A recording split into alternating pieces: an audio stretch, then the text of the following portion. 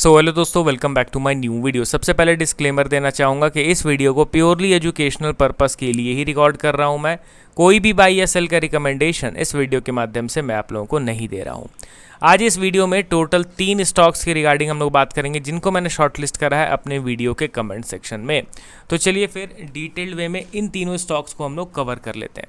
पहला स्टॉक हमारे लिस्ट में आपके सामने है जेन टेक लिमिटेड, यानी कि जेन टेक्नोलॉजीज लिमिटेड। करंटली 1593 के लेवल पे ट्रेड कर रहा है। मार्केट कैप 14,000 करोड़ रुपीस का है। एंड इनके वैल्यूएशन के चार्ट को एक बार देख लिया जाए तो काफ़ी अट्रैक्टिव। यहाँ पे 3 साल का पी रेशियो का ग्राफ देखो एंड 5 साल का पी रेशियो का ग्राफ देखो, तब आपको एक्चुअल वे में पता चलेगा। पहले तो इनका पी रेशियो बहुत ज़्यादा ड्रॉप कर गया था because of decline in their earning, जिसके चलते ये जो 5 साल का ग्राफ है ना, उसमें आपको ये एक्सट्रीमली अंडर वैल्यूड दिखेगा। बट ये एक्चुअल एनालिसिस नहीं है, आप इसको 3 साल में करके देखो, तब पता चलेगा कि जितना अर्निंग इनका चल रहा है ना, उस हिसाब से ऑलरेडी बाजार ने इनको वैल्यूएशन दे रखा है। इसको आप हाईली अंडर वैल्यूड नहीं कह सकते हो। कैसे मैं किसी स्टॉक को हाईली अंडर वैल्यूड कहूँ जिसका पी रेशियो करंटली 74 पे चल रहा है, समझ रहे हो ना। और इसके इन्वेस्टर के सेक्शन पे अगर आप नज़र डालोगे तो ठीक है, ऑलरेडी यहाँ पे second majority stake holder public बनी हुई थी, बट धीरे धीरे करके बड़े प्लेयर्स भी अपना इंटरेस्ट दिखा रहे हैं, जो कि पॉजिटिव संकेत है।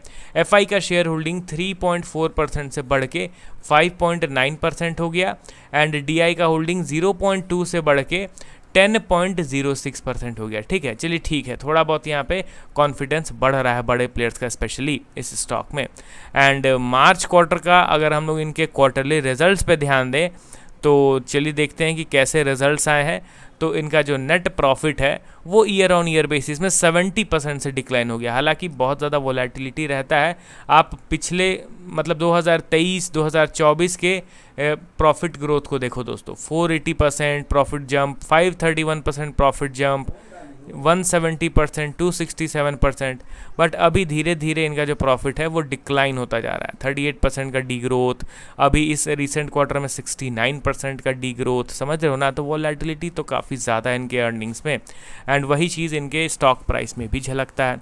अब चलिए टेक्निकल वाइज इनके चार्ट को मैं ओपन करता हूँ। यहाँ पे कंपनी का नाम मैंने एंटर कर दिया, Zen technologies limited. Daily time frame का चार्ट है। यहाँ पे अगर ध्यान से देखा जाए तो अभी ये थोड़ा सा करेक्ट हो रहा है अपने रीसेंट हाई से। वीकली टाइम फ्रेम में सेट करते हैं, मेजर ओवरव्यू को आइडेंटिफाई करने की कोशिश करेंगे तो पता चलेगा कि ये इसका ऑल टाइम हाई था, यहाँ से बड़ा करेक्शन हुआ। वी शेप में रिकवरी हम लोग को पता है सस्टेन नहीं करने वाला है। ये क्या हुआ, एट द एंड नीचे की ओर गिर गया। आप देख रहे हो ना, अच्छा खासा नीचे गिर गया। तो इसको हम लोग फर्स्ट बाइंग कंसीडर करेंगे। ठीक है, ये जो पर्टिकुलर लेवल है, ये लेवल हो गया हमारा फर्स्ट बाइंग। एंड यहाँ से अगर ये इस रेजिस्टेंस का ब्रेकआउट कर देता है तो ये हो जाएगा हमारा सेकंड बाइंग। एंड आपको पता है कि किसी भी स्टॉक में तगड़े रिवर्सल के लिए 2 बार बाइंग मैंडेटरी है ही। ठीक है, तो ये तो फर्स्ट बाइंग हो गया 2025 के स्टार्टिंग में। अब यहाँ पे अगर ये इस 1688 के लेवल का ब्रेकआउट करता है तो ये सेकंड बाइंग भी हो जाएगा। एंड सेकंड बाइंग हो गया तो एक प्रॉपर रिवर्सल का जो चार्ट पैटर्न है ना, वो कंप्लीट हो जाएगा। तो जेन टेक्नोलॉजीज़ में अभी थोड़ा सा ध्यान दीजिए, क्योंकि ये हाई बीटा स्टॉक है। ऊपर उठता है तो काफ़ी तेज़ रफ्तार में बुलिश मोमेंटम भी हम लोग यहाँ पे विटनेस करते हैं। तो अगर ये स्ट्रॉन्ग ब्रेकआउट देता है तो होपफुली एक अच्छा खासा बाइंग मोमेंटम हम लोग एक्सपेक्ट कर पाएंगे। But only after clear cut breakout के पहले अगर आप प्री एजम्पशन करके सोचोगे कि नहीं भाई ये ऊपर चला जाएगा, तो वो गलत है, अनरियलिस्टिक अप्रोच लेके आप चल रहे हो। तो यहाँ पे एक इंपॉर्टेंट रेजिस्टेंस मैंने ड्रॉ करके बता दिया। अब इसको क्लोजली आप ट्रैक कीजिए, देखिए आने वाले दिनों में ये ब्रेकआउट देता है या फिर नहीं।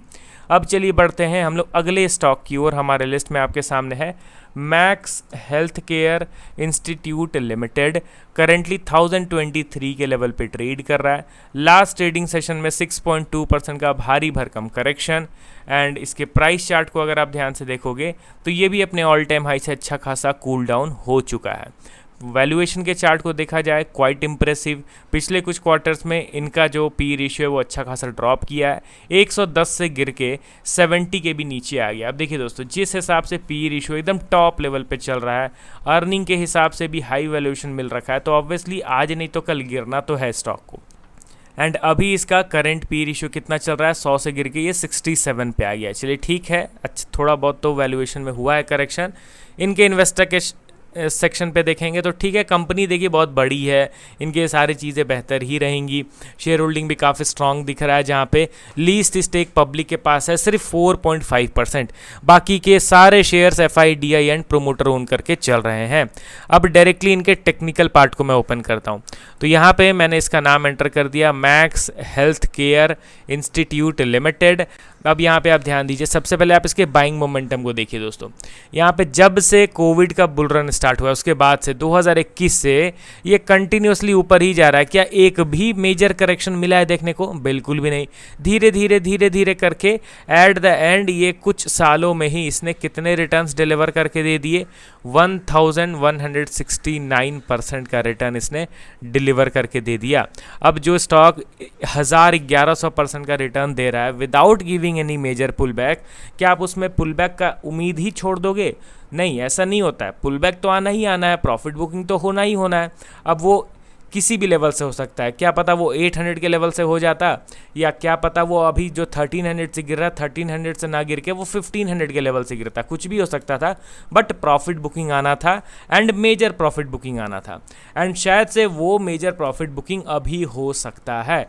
अभी यहाँ पे इसके इंपॉर्टेंट सपोर्ट को आप ड्रॉ कीजिए, ठीक है। अब देखिए ये जिस तरीके का बाइंग हुआ है ना, इसमें आप इंपॉर्टेंट सपोर्ट कहीं पे नहीं आइडेंटिफाई कर सकते हो। जैसे आपको मैंने बता रखा है ना कि कोई स्टॉक अपने मेजर ट्रेंड को कब बदलता है, प्रॉपर वो बियरिश कब होता है, जब वो मेजर सपोर्ट का ब्रेक डाउन करता है। यहाँ पे कोई मेजर सपोर्ट आपको तो उतना दिख नहीं पा रहा है जिससे आप ये एक्सपेक्ट कर सको कि हाँ भाई स्टॉक प्रॉपर बियरिश हो गया। कोई मेजर सपोर्ट यहाँ पे नहीं दिख पा रहा है। तो इसमें क्या होता है ना कि स्टॉक को गिरने दीजिए, गिरने के बाद वो एक ज़बरदस्त बाइंग दिखाएगा, एंड जब वो अपने बनाए हुए सपोर्ट लेवल को ब्रेक करेगा ना, तब जाके हम लोग समझेंगे कि हाँ भाई सपोर्ट टूट गया, क्योंकि यहाँ पे सपोर्ट ढूंढना नेक्स्ट टू इम्पॉसिबल है। कोई वैसा मेजर सपोर्ट दिख नहीं रहा है। तो इसीलिए यहाँ से जो स्टॉक नीचे गिरा है ना, तो यहाँ से एक डिसेंट बाइंग हुआ है, फिर नीचे गिर के डिसेंट बाइंग हुआ है, तो इसको अब हम लोग इंपॉर्टेंट सपोर्ट मान लेंगे। अब ये अपने बनाए हुए रिसेंट सपोर्ट को ब्रेक करेगा तो समझ जाएंगे कि स्टॉक का जो ट्रेंड है वो अब समहाउ बेयरिश हो गया है, ठीक है। इस तरीके से आपको चार्ट एनालिसिस करना है। अगला स्टॉक जिसके डायरेक्टली टेक्निकल पार्ट पे मैं जंप करना चाहूँगा, नाम है KPI green energy limited. Recently इस स्टॉक में भी बाइंग हो रहा था, बट हमारे बनाए हुए रेजिस्टेंस लेवल से ये दोबारा से नीचे की ओर गिर रहा है। रेजिस्टेंस पे कोई भी बायस्ड नहीं हो सकता है। अच्छे खासे बाइंग के बाद भी स्टॉक रेजिस्टेंस से नीचे की ओर गिर जाता है।